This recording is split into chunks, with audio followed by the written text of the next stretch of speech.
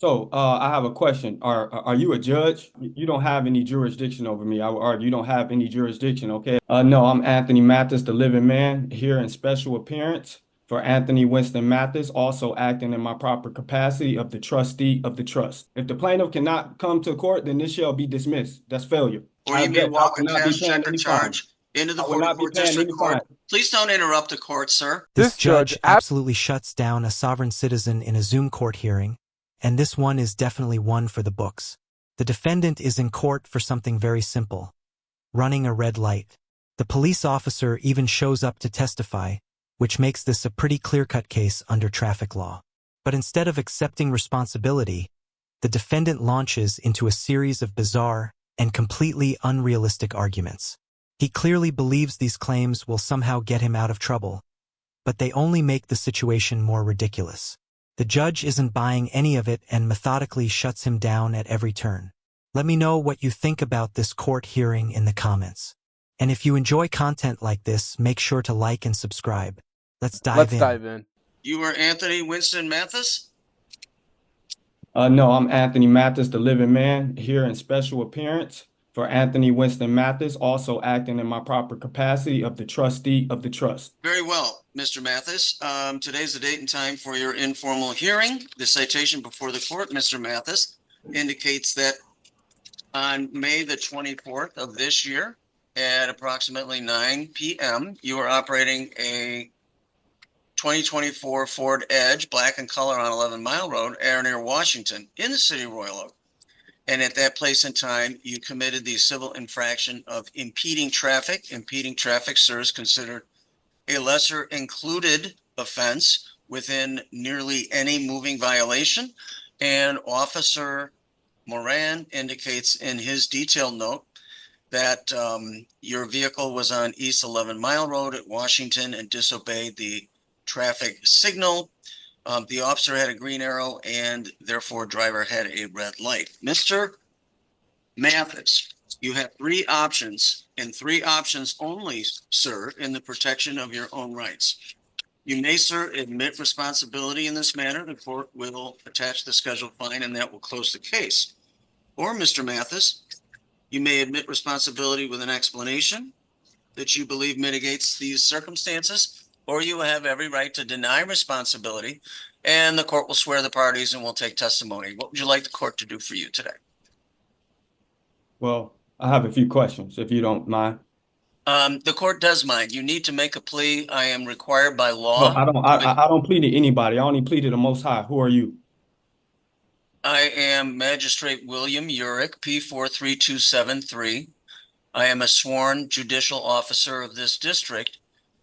We are here for your informal hearing that you requested. This court is required by law, procedure, and court rule to take a plea. The motorist requesting this informal hearing, that being you, must make such a plea. You may admit responsibility in this matter. I don't plead to anybody but God. You may admit with an explanation, or you may deny responsibility, and the court will swear the parties and will take proofs. What would you have the court do for you today? I don't plead to anybody. Very So well. Officer Moran and Mr. Mathis, please raise your right hands. I do have a question. Do you solemnly swear the testimony you shall give before this court shall be the truth, so help you God? I do. Thank you very much. Please proceed. Before we get into the officer's testimony, I just have to say this judge is quickly becoming one of my favorites to watch. He's completely no nonsense, and the way he calmly ignores the sovereign citizen's arguments is honestly perfect. Instead of arguing or getting emotional, the judge simply refuses to engage with the nonsense, and that's the best way to handle someone like this. Arguing only feeds into their delusions, but shutting it down quietly and professionally takes all the power away. Watching the judge handle it this smoothly is extremely satisfying. What do you guys think about the judge so far? Let me know in the comments. Now, let's get back into the hearing. Magistrate, on May 24, 2024, at approximately 9 p.m., I, Officer Moran, was in the area of East 11 Mile in Washington when I observed 2024 Ford Edge, black in color, with Michigan plate Edward John Lincoln 6501. I was at the light at East 11 in Washington when I had the green arrow to turn. That vehicle then proceeded through the light As I looked up at the traffic light, that light was red for that driver. With respect to your selection of citation, you elected to simply issue a ticket for impeding traffic. Is that correct? I did, magistrate, at that And that's time. based on your discretion, your training, and your experience. It is. Thank you. You obviously have the right to rebuttal if you choose to use it, Officer Moran. Mr. Mathis, it is now your turn. What would you like the court to know, sir? So I have a question. Are you a judge? Mr. Mathis, the court has already indicated it is a sworn judicial officer. It is exercising its jurisdiction lawfully over you. So questioning the court's authority. You don't have any jurisdiction over me. I would argue you don't have any jurisdiction. Okay. Mr. Mathis, the officer has already testified as to the facts of the case. It is now your turn to testify. You can tell the court anything you wish the court to know, focusing solely on the events of the date in question. What would you like to tell the court? The plaintiff is the city of Royal Oak. Please bring the city of Royal Oak. Where's the city of Royal Oak? The defendant keeps claiming that the judge has no jurisdiction over him, and that always raises the same obvious question. If you truly believe the court has no authority, then why even show up in the first place? This argument falls apart instantly because, spoiler alert, the court absolutely does have jurisdiction, especially when it comes to traffic violations within the state. You don't get to opt out of the law just by saying a few magic words in a courtroom. What's wild is how often we're seeing the same sovereign citizen script pop up lately. It feels like more and more people are trying this strategy every single day, even though it never works. At this point, it's hard to tell whether some of these defendants genuinely believe what they're saying or if they're just hoping to confuse the system. Either way, it's clearly not working here. Let me know what you guys think, and let's dive back into the hearing. Back into it. The officer is representing the city of Royal Oak, sir. Where's the city of Royal Oak? Are you asking where it is geographically, or are you asking where it is in Right terms now. of who's present on behalf of the city of Royal Oak? Where is the city of Royal Oak? Please bring the Court city. doesn't understand your question. Are you asking where it is on a map, or where is the officer? No, I know exactly where it is on the geographic location, but where are they right now? The officer is representing the city of Royal Oak as a sworn and certified Michigan peace officer. So what else would you like to tell the court, Mr. Mathis? And please, again, the court suggests that you focus on the events of the date in question. Okay. Well, could you please bring forth the injured party? Was anybody injured? This is not a tort case, Mr. Mathis. It is a case written Well, under the vehicle code of the city of Royal Oak as it is adopted.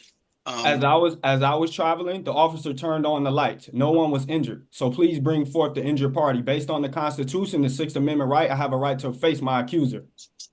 If the plaintiff cannot come to court, then this shall be dismissed. That's failure. Michigan law is very clear on this point. Traffic violations, like running a red light, are considered offenses against public safety, not against an individual person. Because of that, there does not need to be a specific victim who was injured for the case to be valid. In situations like this, the state itself is the plaintiff. The reasoning is simple.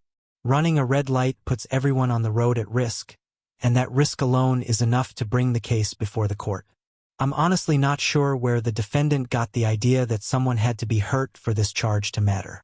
Maybe it came from a quick internet search or some bad advice, but that's not how the law works here.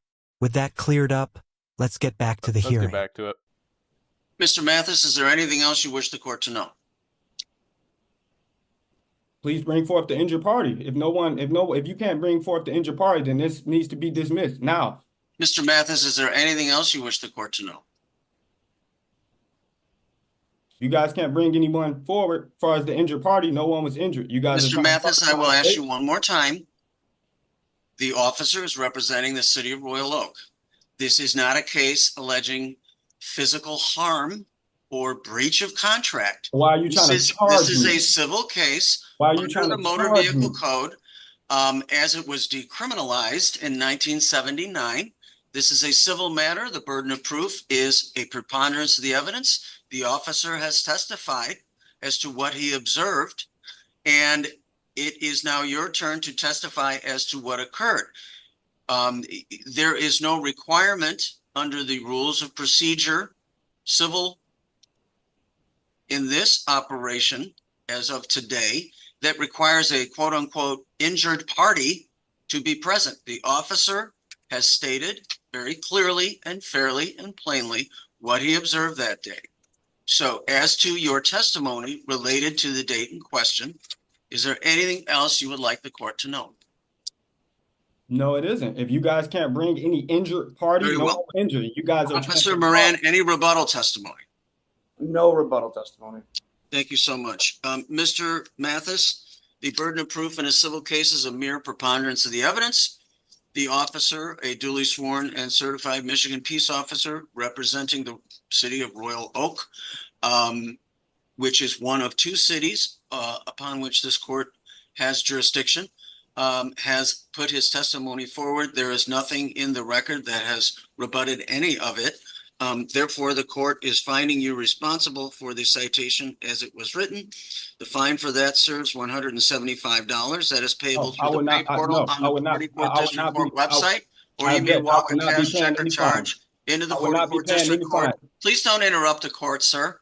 You may walk a cash check or charge into the 44th District Court at 400 East 11 Mile Road, Monday through Friday, between 8:30 and 4:30. That's due within 7 days, Mr. Mathis.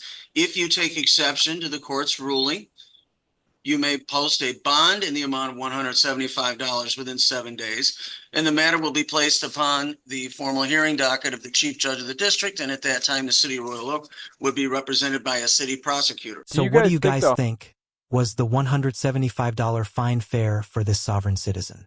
Personally, I think it was a solid lesson. The judge didn't entertain his nonsense for even a second. It was straight facts, straight law, and honestly, I really respect that. In Michigan, traffic violations like running a red light are classified as civil infractions, not criminal offenses, and fines like this are designed to promote public safety. This guy's arguments might work in his fantasy courtroom, but in real life, they completely fall apart when they run into actual state law. And again, major respect to the judge for handling the situation calmly and professionally, even while the defendant was clearly trying to derail the entire process. That said, part of me kind of wishes the judge had gone a step further and held him in contempt. Judges absolutely have the authority to do that when someone is being rude, disruptive, or disrespectful to the court, and this guy was pushing those limits the entire time. Watching him catch an extra penalty just for his behavior would have been pretty satisfying. But what do you guys think? Should the judge have gone harder on him, or was the fine enough? My last thought on this is just how confident this guy seemed in his nonsense. That's what really stood out to me. So let me know in the comments, do you think he genuinely believes this stuff?